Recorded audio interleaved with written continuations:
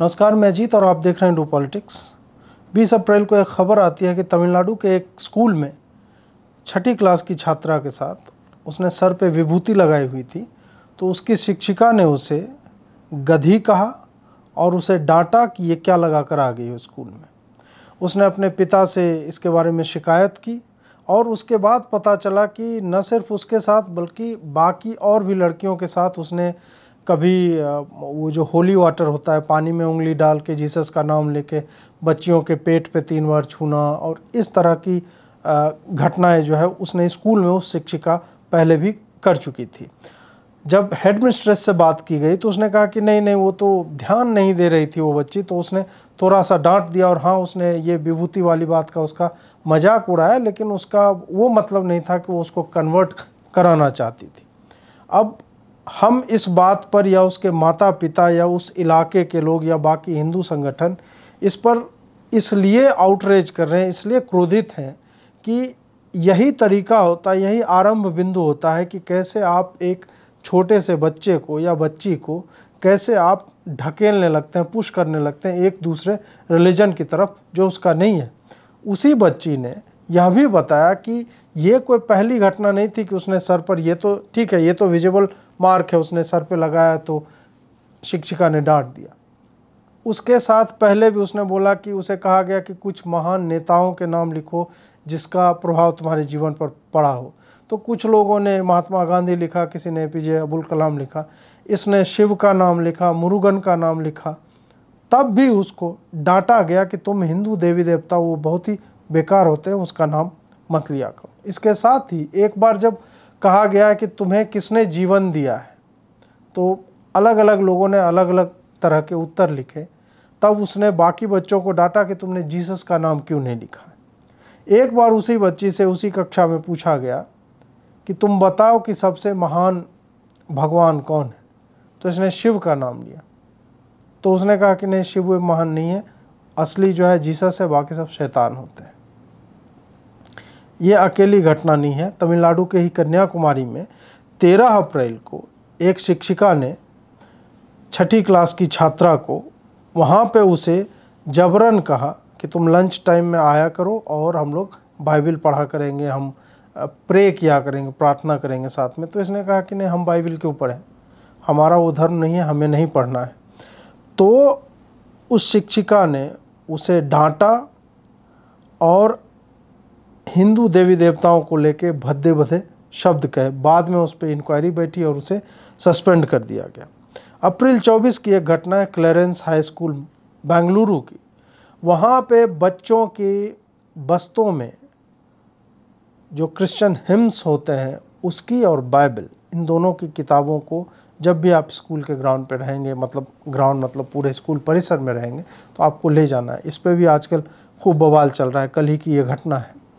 इस पर जो स्कूल का डिफेंस है कि नहीं, माँ बाप ने तो साइन किया था और यहाँ 75% बच्चे क्रिश्चियन आते हैं, बाकी जो 25% हैं उनको कोई समस्या नहीं है।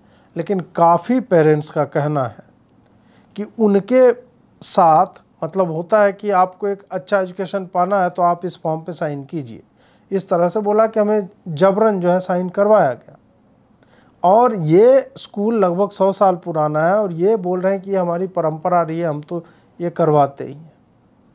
अब इस पे एक डिबेट होता है कि हिजाब वाला मुद्दा आया था, उस पर भी आपने देखा कि कोर्ट ने उसको बोल दिया कि नहीं, ये एसेंशियल रिलीजियस प्रैक्टिस नहीं है, उसको हटाया गया।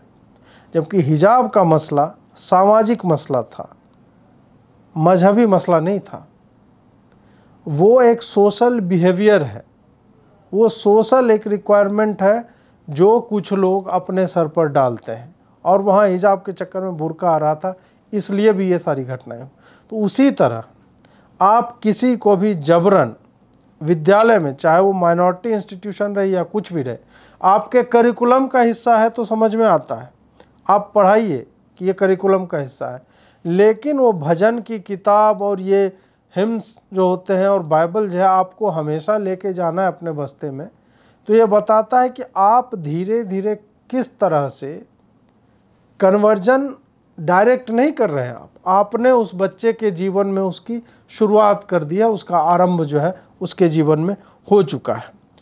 अब मैं न्यूज़ 18 की एक रिपोर्ट है, इन्वेस्टिगेटिव स्टोरी है, उससे भी कुछ इंस्टेंसेज पढ़ना चाहूँगा और उसके बाद हम चर्चा करेंगे कि आखिर माता पिता ऐसे चक्कर में कैसे पड़ जाते हैं, स्कूलों में कैसे बच्चों को एक्सप्लॉइट किया जाता है, कौन सी वो अंतर्राष्ट्रीय संस्थाएं हैं या अंतर्राष्ट्रीय एनजीओज कैसे काम करते हैं, कैसे वो सरकारों पर प्रेशर बनाते हैं, हम क्या कर सकते हैं, हम कैसे इग्नोर करते रहते हैं, हमारे तरफ से क्या चूक हो रही है, ये सारी चीज़ें हो रही हैं। न्यूज़ 18 ने अपने इन्वेस्टिगेशन में दक्षिणी तमिलनाडु में पाया कि ऐसा एक बार नहीं कई बार अलग अलग बच्चों के साथ अलग अलग स्कूलों में हो रहा था। एक बच्चा जो है 13 साल का है, 8वीं क्लास में है और उसे कहा गया कि अगर तुम एकेडमिकली, अगर तुम शैक्षणिक तौर पे अच्छा करना चाहते हो तो तुम्हें जो है जीसस की शरण में जाना चाहिए और बाकी और कोई भगवान नहीं है, और ऐसा नहीं करोगे तुम्हारे बॉडी में डिफॉर्मिटीज़ आ जाएंगी, तुम्हारा शरीर वक्र हो जाएगा, उसमें विकृतियां आ जाएंगी। ऐसे कह के उसको कोर्स करते, धीरे धीरे ब्रेन वॉश करते। उसी तरह 17 साल की लावण्या इसी साल के जनवरी में हुआ, जब नन जो थी वो जिस हॉस्टल में थी उसको स्कूल से घर नहीं जाने दिया गया छुट्टियों में। उसके बाद उसे बोला गया कि तुम क्रिश्चियनिटी एक्सेप्ट कर लो तो तुम्हें हायर स्टडीज़ के लिए हम भेजेंगे। उसको इतना टॉर्चर किया कि उस बच्चे ने सुसाइड कर लिया। यह घटना बहुत ज़्यादा पुरानी नहीं है। उसी तरह 14 साल का एक बच्चा था, उसने यह बताया कि कैसे उसके शिक्षक ने उसे और उसके क्लासमेट्स को स्कूल आवर्स में कहा कि हिंदू जो हैं वो शैतान होते हैं और अगर तुम जीसस की उपासना नहीं करोगे तो तुम्हारा पूरा जीवन जो है एकदम मिजरी में बीतेगा, एक कष्ट में बीतेगा, और हमेशा बाइबल लेके चलो और प्रार्थना करते रहते हो अगर जीवन में सफल होना चाहते हो। 3री क्लास की एक बच्ची थी, 3री क्लास की, और वो स्कूल की बात नहीं, ये ट्यूशन की बात है। वो जहाँ ट्यूशन पढ़ने जाती है वहाँ पे बोला गया कि अगर गुड मार्क्स तुम्हें चाहिए, अच्छे नंबर चाहिए स्कूल में, तो तुम्हें जो है जीसस से प्रार्थना करनी होगी। इसी का मॉडस ऑपरेंडाई, कैसे ये काम करते हैं वो तरीका बताते हुए एक थेविया प्रकाश हैं, उन्होंने कहा कि वो एक नगर कोयल है जगह, वहाँ पे पता करने की कोशिश की ये आते कैसे हैं। तो ये धीरे धीरे स्कूलों में कहते हैं कि हम एजुकेशनिस्ट हैं, हम बच्चों को बताएंगे कि मोबाइल यूज करने के क्या क्या दुष्प्रभाव होते हैं, हम उनको मॉरल टीचिंग देना चाहते हैं। ये सब करने के बहाने ये स्कूलों में घुसपैठ करते हैं और उसके बाद फसाद तो इनका वही रहता है कि ये बता रहे हैं कि वो पावर पॉइंट और ये सब पे वही चलता है कि बता रहे हैं हम मोबाइल का दुरुपयोग कैसे होता है और उससे क्या क्या हानि होती है। लेकिन फिर धीरे धीरे वो उतरते हैं, उसके बाद वो प्रार्थना, बाइबल, जीसस, ये सब के फ़ायदे वो बताने लगते हैं। इसमें टारगेट हमेशा वैसे लोग होते हैं जो थोड़े वंचित स्टेटस के हैं, जो पिछड़ा वर्ग आप जिन्हें कहते हैं उनके होते हैं, और उनको फाइनेंशियली ल्योर किया जाता है। उनको जो है कहा जाता है कि तुम अगर ऐसा करोगे तो हम तुम्हें पैसे देंगे, तुम अपने बच्चों का भविष्य जो है संवार सकते हो। इन सब पर हम आगे भी जो है विस्तार से चर्चा करेंगे। सबसे पहले बिंदुवार तरीके से इसे समझा जाए कि आखिर स्कूलों को, ये विद्यालयों को या कॉलेजों को ही ये क्यों टारगेट करते हैं। सबसे पहली बात यह है इसमें कि स्कूल को या एजुकेशन को ऐसे माता पिता जिनके पास मीन्स नहीं होते हैं, संसाधन नहीं होते हैं, पैसे नहीं होते हैं, उनके लिए अच्छी शिक्षा बेहतर भविष्य का एक विकल्प होता है। उन्हें लगता है कि अगर कोई अच्छी शिक्षा दे रहा है तो हमें उसके साथ होना चाहिए।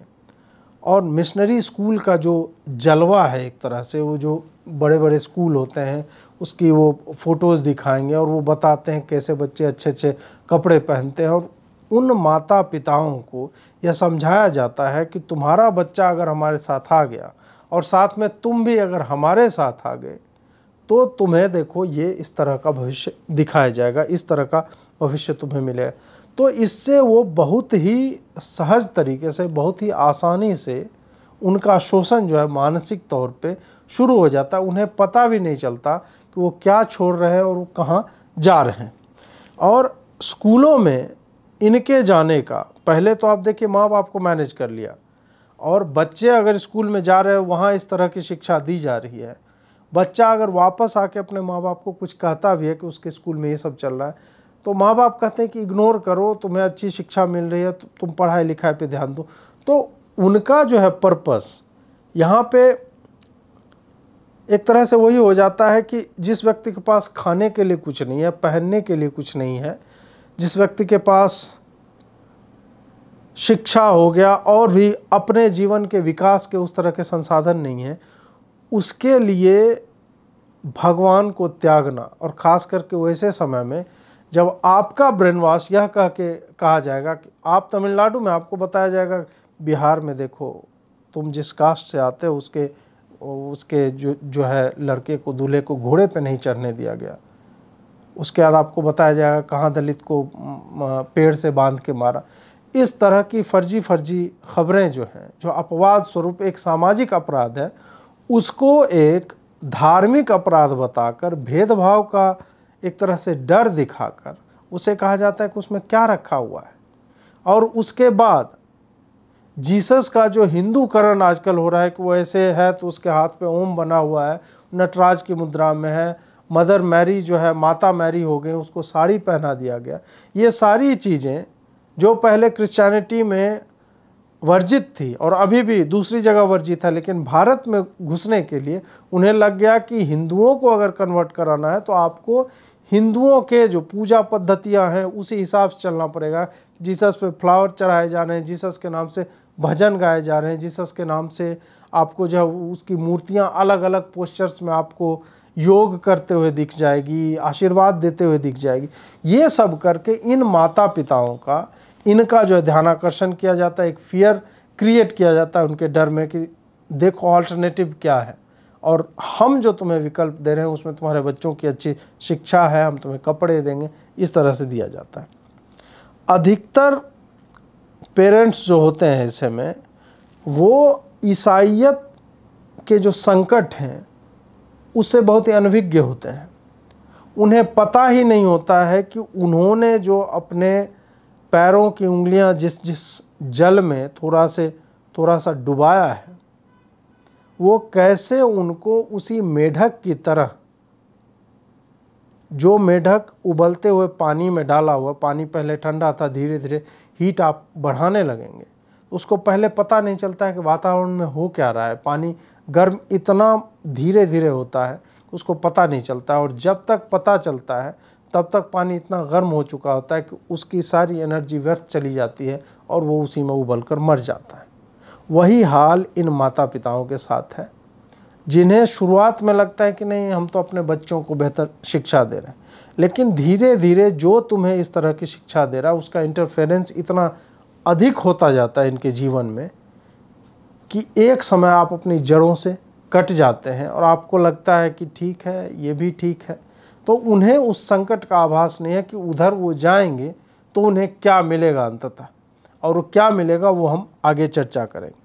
और रियलिटी देखिए, क्रिश्चियनिटी की रियलिटी जो है, ईसाइयत की वास्तविकता ये है कि बच्चों को सेक्सुअली एक्सप्लॉइट करने का सबसे बड़ी संस्था दुनिया में अगर कोई है तो ईसाई है, चर्च है।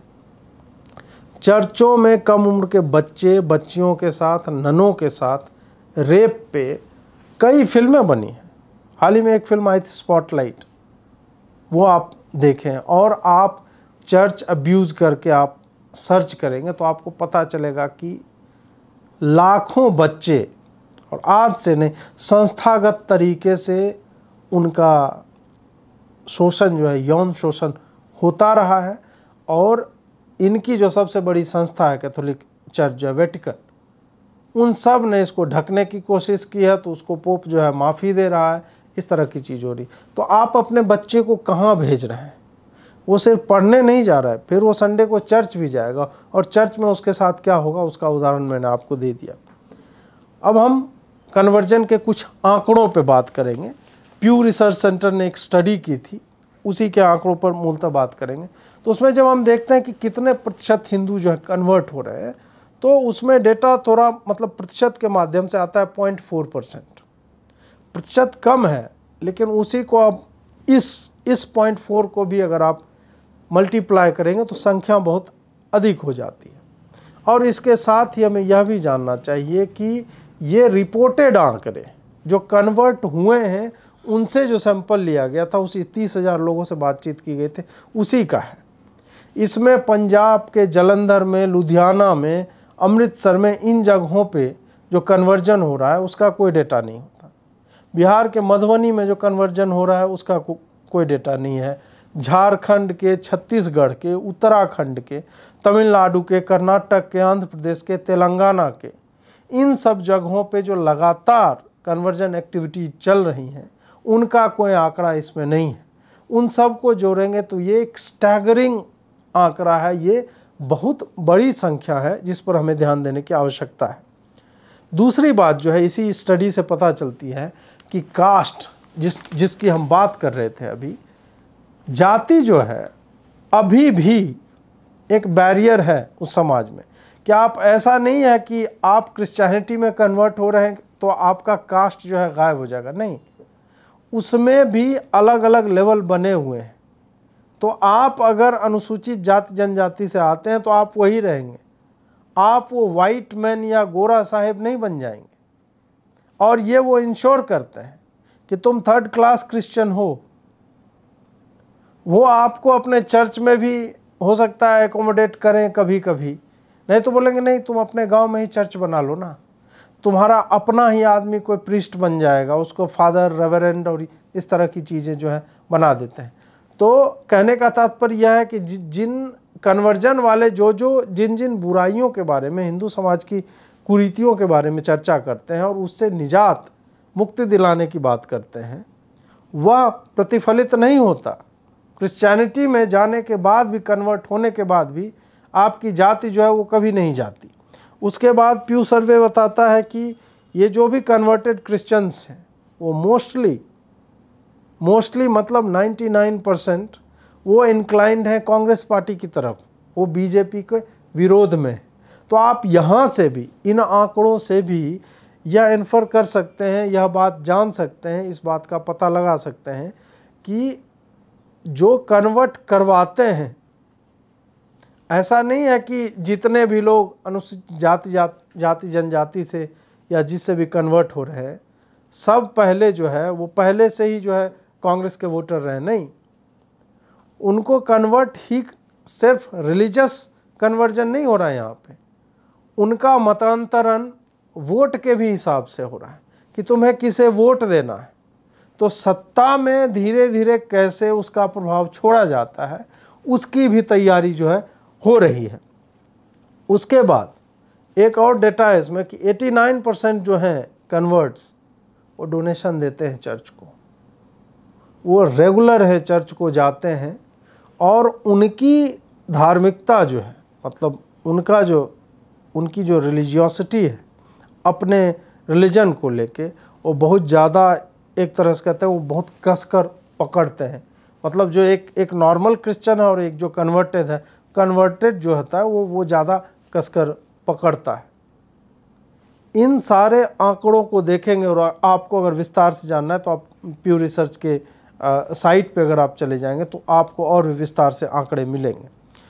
अब इनका काम करने का तरीका है क्या है, ये कैसे कार्य करते हैं। सबसे पहला स्टेप यही हो जाता है कि अवचेतन स्तर पे ये स्कूलों में, कॉलेजों में प्रेयर ग्रुप्स बना के, बाइबल स्टडी ग्रुप्स बना के ये धीरे धीरे वहाँ पर अपनी बातें कहना शुरू करते हैं। उसके बाद क्या होता है कि जैसे नेटवर्क मार्केटिंग होती है उस तरह का ये लोग एक तरीका अपनाते हैं कि आप अगर क्रिश्चियन बन गए हैं और आप हिंदू थे पहले, तो आप क्या करते हैं कि आप अपने 3-4 हिंदू दोस्तों के बीच जाकर धीरे धीरे जो है सटल तरीके से जीसस के बारे में बात करने लगते हैं, उसके साम्स सुनाने लगते हैं, उसकी कहानियाँ सुनाने लगते हैं, प्रोवर्ब्स बताने लगते हैं और आपके आचार व्यवहार में पूरा का पूरा बाइबल जो है समा जाता है और आप दूसरों को प्रभावित करने की चेष्टा करते रहते हैं। उसके बाद दूसरा जो होता है इसमें कि आप उदाहरण दे देकर कि देखो फलाने के साथ ये हो गया, वो तो वहाँ चला गया। आप एक बेहतर भविष्य का सब्ज़बाग दिखाते हैं उनको दिखाते हैं कि तुम भी उसी तरह के हो जाओगे। और फिर चमत्कारों का प्रयोग आपने देखा होगा टीवी पे कि सर पे हाथ रख देता है और किस तरह से उसको करंट लगता है और वो बोलने लगी और नाचने लगते हैं लोग। एड्स खींच के कहीं निकाल रहा है तो कहीं कैंसर जो है छू के ख़त्म कर दिया, कोई लंगड़ा था उसका पैर सीधा कर देते। सारी चीज़ें स्टेज्ड होती हैं और उसको ग्रैंड तरीके से किया जाता है।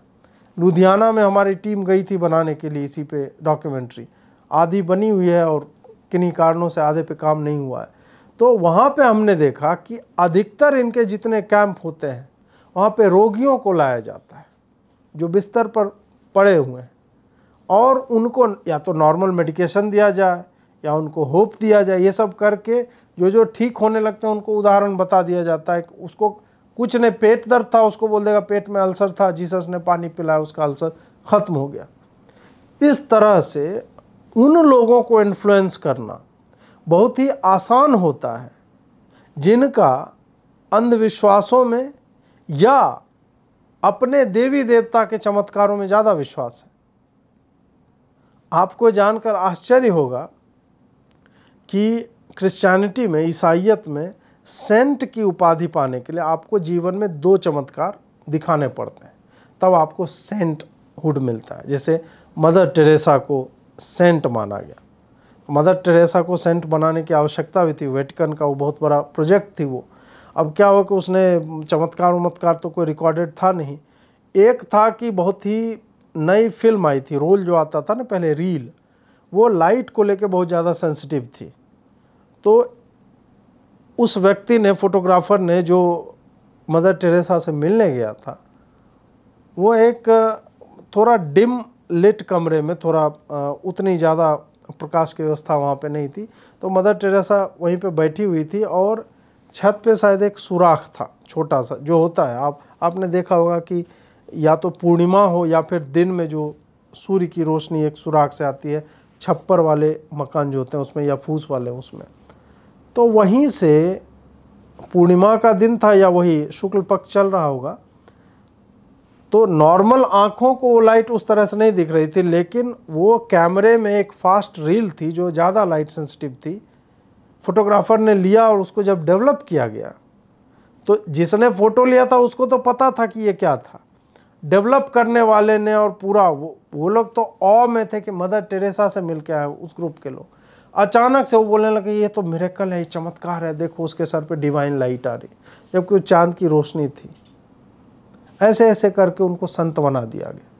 तो जो संत बनने के लिए 2 चमत्कार थे, वो मदर टेरेसा को पूरा जीवन लग गया, और ये लोग जो है हाथ से छूकर कैंसर गायब कर रहे हैं, मतलब किस देकर जो है एड्स खींच ले रहे हैं, इस तरह की चीज़। ये लोग तो मतलब एक बार नहीं, इनको तो 10-10 बार सेंटहुड मिल जाना चाहिए वेटिकन की तरफ से।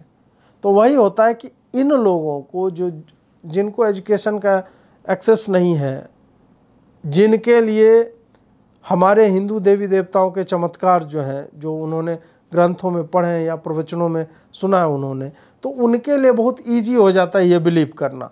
और चूँकि वैसे चमत्कार जो ग्रंथ में पढ़े हुए हैं, आपको अचानक से बोले कि ये देखो जीसस भी एक अलग तरह का देवता है, वो देखो इतना कर रहा है, वो शिव जी से, ब्रह्मा से सबसे बड़ा देवता है, सबसे ज़्यादा प्रभाव वाला देवता है, तो इस तरह से उनको प्रभावित किया जाता है। इसके बाद जो इनके काम करने का तरीका होता है वो होता है कि पैसा दो, कन्वर्ट हो गए 5 लाख रुपया देंगे, तुम्हें आजीवन चावल की सप्लाई दे देंगे, राइस बैग्स दे देंगे, और क्या, तुम्हारी शादी नहीं हो रही, चलो एक क्रिश्चियन लड़की से शादी करवा देंगे तुम्हें नौकरी चाहिए, नौकरी हम दिलवा देंगे, लाइफ में घर चाहिए, सेटल होना है, वो हम करवा देंगे। तो इस तरह की चीज़ें वो करते रहते हैं। और इस कारण से भी जिसके पास कुछ नहीं है, उसके पास अगर आज एक नौकरी हो गई तो स्पष्ट तौर पे वो उनके साथ चला जाएगा, क्योंकि उसके जीवन के लिए वो एक तरह से रक्षक बनकर आया, उसने उसके जीवन को बचाया, उसने उसके परिवार को बचाया है। तो इस तरह की चीज़ें जो है वो ल्योर करना, लोभ देकर उन्हें अपने ईसाइयत के फोल्ड में लाना, इस तरह की चीज़ें होती हैं। फिर उसके बाद उन्हें पश्चिमी देशों का एग्जाम्पल दिया जाता है कि देखो वो ईसाई हैं इसलिए इतने विकसित हैं। तुम हिंदू हो, देखो कितने पिछड़े हो। तो अगर तुम हमारी तरह के बन जाते हो तो तुम अमेरिका जाओगे, तुम यूरोप जाओगे, तुम वैसे हो जाओगे। तो ये सब्ज बाग दिखाना कि एक सोफिस्टिकेटेड लाइफस्टाइल तुम्हारा होगा, तुम्हारा नहीं होगा। तुम्हारा बच्चा जब हमारे मिशनरी स्कूल में पढ़ेगा, फिर हम उसे कॉलेज भेजेंगे, कॉलेज से वो रिसर्च करने यूनिवर्सिटी जाएगा। वो कहाँ जाएगा? यूएस जाएगा, यूके जाएगा, स्पेन जाएगा, फ्रांस जाएगा। इस तरह की बातें की जाती है। उसके बाद फिर जब ये सारा तो स्पष्ट तौर पे डायरेक्ट है कि ऐसे होता है। पांचवा जो तरीका है वो ये है कि ईसाइयत का हिंदूकरण कर दो। अगर हिंदू लोग जो हैं वो अपने देवता को परेशान नहीं देख सकते कि उनके देवता के हाथ में कील ठोक दी गई। हिंदुओं में ये सब नहीं होता है। हिंदुओं का देवता मरकर 3 बार जीवित और ये सब का कॉन्सेप्ट नहीं है। हिंदू के देवता मरते ही नहीं है, पहली बात तो उनको क्या किया जाता है कि हमारे जितने भी सिंबल हैं कि हमारे देवता के हाथ में आशीर्वाद की मुद्रा में जो ओम है, जीसस भी अब ऐसे दिख रहे हैं। जीसस नटराज के पोज में दिख रहा है। जीसस के नाम पे हाथी पे बिठा की यात्राएं निकल रही, जो पहले हमारे मतलब केरल में ये प्रचलन है। केरल में हिंदू देवी देवताओं के उसी तरह की यात्राएं निकलती है, वो सब करवाने लगे। तो उनको ये बताना चाह रहे हैं कि तुम्हारे जो बाकी देवी देवता हैं उसी तरह के ये भी एक और है, इनका भी जीवन गाथा सुनो। और उसको आपके लोकल लैंग्वेज में उसी फ्लेवर के साथ, जिस फ्लेवर में आपके ग्रंथों में लिखा हुआ है, वैसे करके ही प्रस्तुत किया जाता है। और लोगों को पता भी नहीं चलता, उनको लगता है कि ये कोई पुजारी जी है। आपको जान के आश्चर्य होगा कि साउथ इंडिया में क्रिश्चियन जो है भगवा वस्त्र धारण करते हैं, रुद्राक्ष की माला पहनते हैं, इस तरह से प्रसाद बांटते हैं, भजन गाते हैं, इस तरह से उनको ल्योर किया जाता है। इसी के साथ एक होता है अंतर्राष्ट्रीय दबाव देना। फंडिंग लगातार चलती रहे एनजीओ के थ्रू, जब तक इनके फेवर की गवर्नमेंट थी। फिर मोदी सरकार आती है, उसने 20,000 ऐसे एनजीओज को एक झटके में जो है वो एफसीआरए रूल जो है वायलेट कर रहे थे, उनको बंद किया। और अभी फिर से योजना बनाई जा रही है कि विदेशी फंडिंग जो एनजीओज को होता है उसको पूरी तरह से रोक ही लिया जाएगा, क्योंकि ये लोग पैसा वहाँ से लेते हैं और यहाँ भारत में सुरक्षा की दृष्टि के खतरे उत्पन्न करते हैं, डेमोग्राफिक चेंजेस लाने की कोशिश करते हैं। और वो पॉलिटिकली जो है वो एक डिजास्ट्रस चीज़ हो जाएगी, किसी भी समाज के लिए होती है जब डेमोग्राफी आप जो है जनसांख्यिकी में बदलाव करते हैं। तो एनजीओज के जरिए कि ये क्या एनजीओ, तो ये बुजुर्ग लोगों को जो है खाना उपलब्ध करवाता है, ये क्या है तो विधवा के लिए, ये क्या है तो ये बच्चों के लिए मतलब नाइट स्कूलिंग दे रहा है, और इस तरह की चीज़ें। तो इन्होंने फ्रंट कुछ और बनाया हुआ था और बैक में जो इनका एकदम एक्टिव तरीके से कन्वर्जन की एक्टिविटी चल रही थी। ये अपने लोगों को लगातार सुदूर गांव में भेज रहे हैं। प्रिंट हो रही है इनकी बाइबल, जिस तरह की बाइबल आपको चाहिए उस साइज शेप में मिलेगा, और उसी तरह से लगातार इस तरह की बातें वहाँ तक पहुँचाई जाती है, लोगों को इन्फ्लुएंस किया जाता है और बोला जाता है कि आप जो है ईसाइयत के उसमें आइए। उसके बाद अमेरिका में एक संस्था है, US council for international religious freedom. US council for international religious freedom, ये संस्था क्या करती है? ये बताती है कि दुनिया में कहाँ कहाँ रिलीजियस फ्रीडम नहीं है, और ये रिकमेंडेशन भेजती है यूनाइटेड स्टेट्स के गृह मंत्रालय को, जो वहाँ पे जो होम ऑफिस होता है उनको भेजती है और रिकमेंडेशन, और बताती है कि फलाना कंट्री जो है it is a country of particular concern, CPC करके उनकी ब्रांडिंग की जाती है। ये लोग क्या करते हैं कि जब भी किसी भी राष्ट्र के राष्ट्रीय अध्यक्ष हो गए या कैबिनेट मिनिस्टर हो गए, इस तरह की वार्ता जब होती है, 2+2 डायलॉग हो गया इस तरह की, तो वहाँ पे ये लोग इन बातों को पुश करते हैं कि हमारी रिपोर्ट ये कहती है कि आपके देश में रिलीजियस फ्रीडम जो है वो ख़तरे में है। और फिर ये क्या करेंगे कि ये बताएंगे कि 2016 और 18 में जो है आपने जो कानून बनाए हुए हैं कन्वर्जन को लेके, उसके कारण ठीक है आपके यहाँ गिरफ्तारी तो बहुत ज़्यादा नहीं हो रही है, लेकिन माइनॉरिटी कम्युनिटी में डर का माहौल है, वो बहुत ही डरे डरे फिर रहे हैं। उसके बाद ये क्या करेंगे कि 1-2 ऐसे इंस्टेंसेज कोट करते हैं जहाँ पे इनकी गिरफ्तारी हुई है। जैसे कि इन्होंने 2017 का एक इंस्टेंस कोट किया था कि एक कैथोलिक नन थी और 4 ट्राइबल औरतों के साथ वो थी और उसे पकड़ लिया गया था कि ये कन्वर्जन कराने की कोशिश कर रही थी। उसी तरह अप्रैल 2017 में 3 क्रिश्चियन जो है मध्य प्रदेश के खांडवा डिस्ट्रिक्ट में अरेस्ट हुए थे। तो इन सब मतलब छिटपुट इधर उधर की चीज़ें, या कहीं पे दंगा हो गया, कहीं पे कुछ और हो गया, तो इन सब को ये लोग इकट्ठा करते रहते हैं।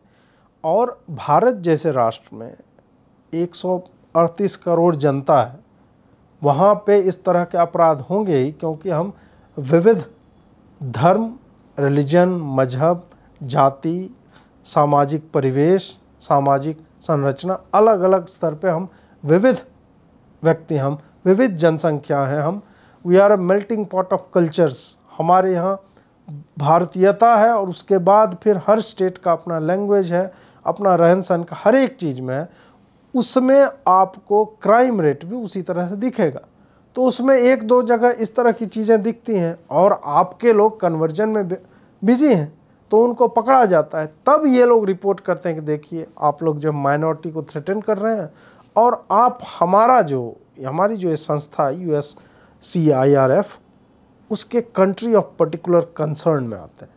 तो इसी को कोट किया गया था। तो हमारे एस जयशंकर साहब जो हैं वो तो जवाब देने में शर्माते बिल्कुल नहीं है। उन्होंने कहा कि ये संस्था जो है ये ऑर्गेनाइजेशन ऑफ पर्टिकुलर कंसर्न है, उन्होंने इस संस्था के लिए बोला था। फिर क्या होता है कि जब आप इन चीज़ों को तरजीह नहीं देंगे, इन बातों को नहीं मानेंगे, तब ये लोग नॉर्मल जब डायलॉग होगा कि एंटनी ब्लिंकन और एस जयशंकर के बीच में वार्तालाप हो रही है किसी मसले को लेके और एजेंडा ऑफ मीटिंग कुछ और है, एजेंडा है भारत अमेरिका रक्षा व्यापार, सामरिक समझौते या व्यापारिक समझौते, तो उसमें तो इसका स्कोप नहीं है ना कि आपके यहाँ जो है मानवाधिकारों का हनन हो रहा है। तब ये क्या करते हैं, ये मीडिया का प्रयोग करते हैं, ऐसे राष्ट्र और ऐसे समूह जो क्रिश्चियन समूह USCIRF जिसकी मैं बात कर रहा हूँ, उसके पीछे क्रिश्चियंस और इस्लामिक ये दोनों बड़े बड़े ग्रुप उस देश के लगे हुए हैं और वो लगातार फंडिंग करते हैं कि इस तरह की चीज़ें छपे। इनका बहुत ही एक बड़ा साइकिल है कि ये लोग इंडिया हेटर्स हैं, हिंदू हेटर्स हैं और ये छद्म नाम लेकर के और इस तरह की ये संस्थाएं बनाते हैं, NGOs का समूह। सबके जड़ में एक ही व्यक्ति मिलेगा आपको और वो जो है बाद में रिकमेंडेशंस देता है ऐसी संस्थाओं को, जो रिकमेंडेशन देती है इनके सीनेट कमेटी को। और फिर बाद में यही लोग इन रिपोर्टर्स को भी बिठाते हैं कि एस जयशंकर से पूछा जा रहा है, हाल ही में हुआ था ये, कि आपके देश में जो मानवाधिकारों का हनन हो रहा है वो US के लिए कंसर्न का मुद्दा है। तो एस जयशंकर ने कहा कि हाँ, हम भी देख रहे हैं कि आपके US में भी आज सिखों को मारा गया है और बहुत ह्यूमन राइट्स वायलेशन यहाँ भी होते रहते हैं, हम भी क्लोजली उसको मॉनिटर कर रहे हैं। तो इस तरह से भी अंतर्राष्ट्रीय दबाव बनाया जाता है इन संस्थाओं के द्वारा। अब प्रश्न आता है कि हमसे क्या त्रुटियां हो रही हैं, हम क्यों पीछे रह जा रहे हैं। पीछे रहने का एक बहुत बड़ा कारण है कि हम लगातार इसकी रिपोर्टिंग नहीं करते हैं, हम इग्नोर करते हैं, हम उसकी उपेक्षा करते हैं कि ये कोई बड़ी बात जो है नहीं है। ना ही हिंदुओं की संस्थाएं जो हैं, जो छोटी छोटी संस्थाएं जो लोकलाइज्ड हैं, स्थानीय स्तर पे काम करती है, वो भी चूँकि पुलिस का भय होता है, उनके पास फंडिंग नहीं है, उनके पास उनके हाथ बंधे हुए हैं, तो वो भी ऐसी घटनाओं पे उतने मुखर होके आगे नहीं बढ़ते हैं। जैसे कि किसी मोटरसाइकिल चोर तबरेज की लिंचिंग हो जाती है, वो चोरी करके भाग रहा था, तो आपको पता चलेगा कि लिंचिंग झारखंड में हुई और 1 लाख लोग सूरत की मस्जिद से निकल गए, 1 लाख लोग जो है मतलब तमिलनाडु के वायनाड में इकट्ठा हो गए और इस तरह की चीज़ें होती हैं। तो वैसा रिस्पॉन्स, वैसी प्रतिक्रिया जो है आपको हिंदुओं में देखने को नहीं मिलेगी। उसके बाद 9 स्टेट्स ऐसे हैं इस देश में जहाँ पे एंटी कन्वर्जन लॉ बने हुए हैं, लेकिन लॉ सिर्फ बने हुए हैं, ना प्रशासन को पता चलता है कि कहाँ पे क्या हो रहा है। पता चलता भी है तो वो अरेस्ट नहीं हो पाते हैं, गिरफ्तारियाँ नहीं हो पाती, मतलब लॉ इम्प्लीमेंट नहीं हो रहा है। जैसे कि कई जगह पे छत्तीसगढ़ हो गया, उत्तराखंड हो गया, उत्तर प्रदेश हो गया, मध्य प्रदेश हो गया, इन सब जगहों पे इस तरह के लॉ बने हुए हैं और आज से नहीं, काफ़ी पुराने लॉ बने हुए हैं। राजस्थान में लॉ बनाने की बात आई, ये 2008 की शायद बात है, तो उसको जो है कंसेंट ही नहीं दिया गया, राष्ट्रपति ने उस लॉ को साइन करने से मना कर दिया। उसके बाद तमिलनाडु में जब इसी तरह का एक लॉ बनाने की बात हुई तो क्रिश्चियन ग्रुप्स ने इतना दबाव बनाया कि वो लॉ भी तमिलनाडु की विधानसभा में आया ही नहीं, पास ही नहीं हो पाया। और ऐसा नहीं है कि इस लॉ की, ऐसे कानून की बात आज से हो रही, नहीं, 1947 से पहले भी कई प्रिंसली स्टेट्स जो थे उन्होंने अपने धर्म को, अपनी संस्कृति को बचाने के लिए उन्होंने अपने स्तर पे, अंग्रेज सरकार के होते हुए अपने स्तर पे ये कानून बनाए थे कि हम कन्वर्जन जो है भारत में अपने अपने अपने राज्यों में नहीं होने देंगे। उसके बाद जो 1954 में एक बिल आता है, Indian conversion regulation and registration bill, ये बिल पास नहीं हो पाता है क्योंकि लोकसभा में उसको सपोर्ट नहीं मिलता है। उसके बाद फिर एक आता है कि 1960 में आता है backward communities religious protection bill, 1960 में आता है। इसमें था जो वैसे जो पिछड़े समाज के लोग हैं उनको जो ल्योर किया जाता है, उनको धोखे से जो है कन्वर्ट किया जाता है, उसके खिलाफ बिल की इंडियन रिलीजन जो है उससे नॉन इंडियन रिलीजन में अगर कन्वर्जन होता है उससे प्रोटेक्शन मिलना चाहिए, वो एक ऑफेंस होना चाहिए, अपराध घोषित होना चाहिए। गेस व्हाट, वो भी कभी जो है पास नहीं होता है। उसके बाद 1979 में फ्रीडम ऑफ रिलीजन बिल जो है आता है और उसका मतलब मकसद ये था कि इंटर रिलीजियस कन्वर्जन जो भी हो रहा है उस पर कम्प्लीटली जो है बैन लगाया जाए। वो बिल भी जो है कभी पास नहीं हुआ। फिर आता है कि भ्रष्ट प्रशासन के कारण इतने लॉ बने हुए हैं, फिर भी कभी भी मतलब जिस इंटेंसिटी से, जितनी अधिकता से ये कन्वर्जेंस हो रहे हैं और उसमें धोखाधड़ी बहुत है, लोगों को कुछ बोला जाता है, मतलब लुभाया जाता है, ऐसे वादे किए जाते हैं कि तुम्हारे बच्चे के साथ ये कर देंगे, वो कर देंगे। ये सारा उसी कानून के परव्यू में आता है, उसी के दायरे में आता है। लेकिन आप लोकल स्थानीय अथॉरिटीज़ को इतना पैसा खिला देते हैं ये लोग कि वो लोग केस रजिस्टर नहीं करते हैं, उसको धुतकार के भगा देते हैं। और इस तरह के लोग जो पहले से परेशान हैं, जिनके पास आप कह सकते हैं कि उस तरह का समय नहीं, उस तरह का पैसा नहीं है, और जिन्हें पुलिस से डर लगता है, वो दोबारा जो है पुलिस को कंप्लेंट करने भी नहीं जाएंगे। तो ये भी एक कारण है। फिर एक जो और बहुत बड़ा मुद्दा है, जो मैंने पहला बिंदु बताया था उसी से जुड़ा हुआ है, कि हम लोग उतना हल्ला नहीं करते, उतना शोर नहीं मचाते हैं जितना हमें मचाना चाहिए।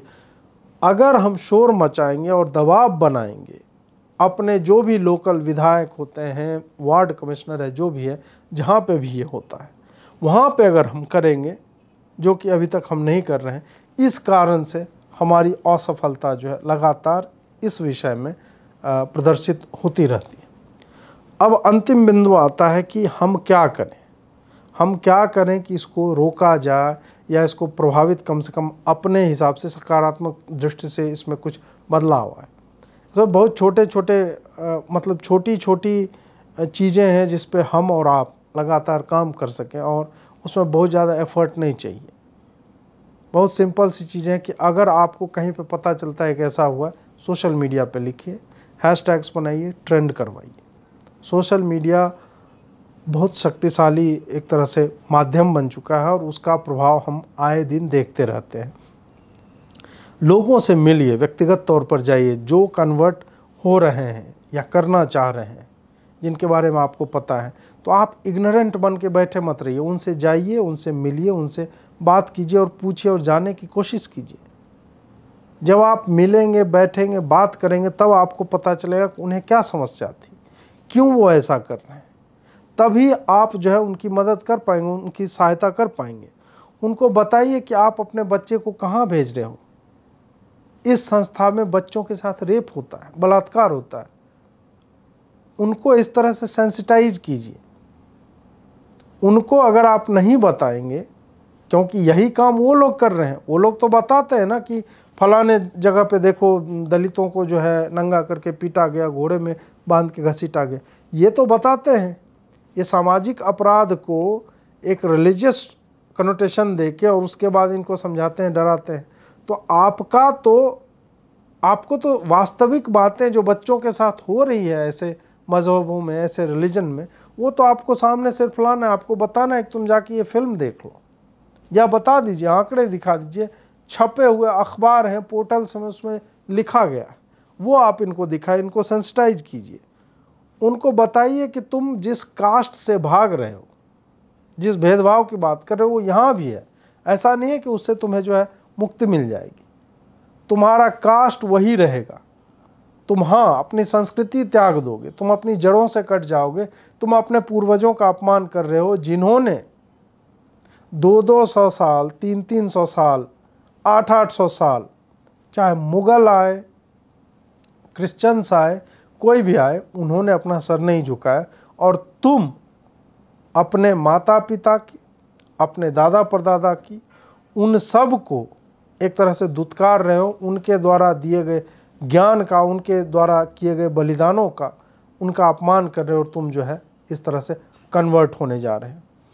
उनको उनकी जो भी आवश्यकताएं हैं, छोटी छोटी आवश्यकताएं होती हैं, उन पर ध्यान दीजिए। आप एक संस्था के तौर पे या व्यक्ति के तौर पे क्या उनको मदद कर सकते हैं, उनके उन आवश्यकताओं की पूर्ति कर सकते हैं, वो करने की कोशिश कीजिए। और अंत में अगर उनके साथ कोई भेदभाव हो रहा है तो आप पीड़ितों के साथ खड़े होइए, इर्रिस्पेक्टिव ऑफ आपका कास्ट क्या है, कुछ भी है। आप हिंदू हैं, अंत में वो भी हिंदू। और अगर भेदभाव हो रहा है तो भेदभाव करने वाला गलत कर रहा है, उसको आप उचित तरीके से हैंडल कीजिए। अगर आप उसको करने की स्थिति में है, नहीं करने की स्थिति में है, तो वैसे लोगों तक ले जाइए जो ऐसा कर सकते हैं। अगर हम इन कुछ बिंदुओं को अपने ध्यान में रखें और इस पर कार्य करें तो मुझे लगता है कि काफ़ी हद तक बदलाव आ सकते हैं। आपको यह एपिसोड कैसा लगा अवश्य बताएं। जुड़े रहने के लिए बहुत बहुत आभार। लाइक, शेयर और सब्सक्राइब करते रहें। नमस्कार।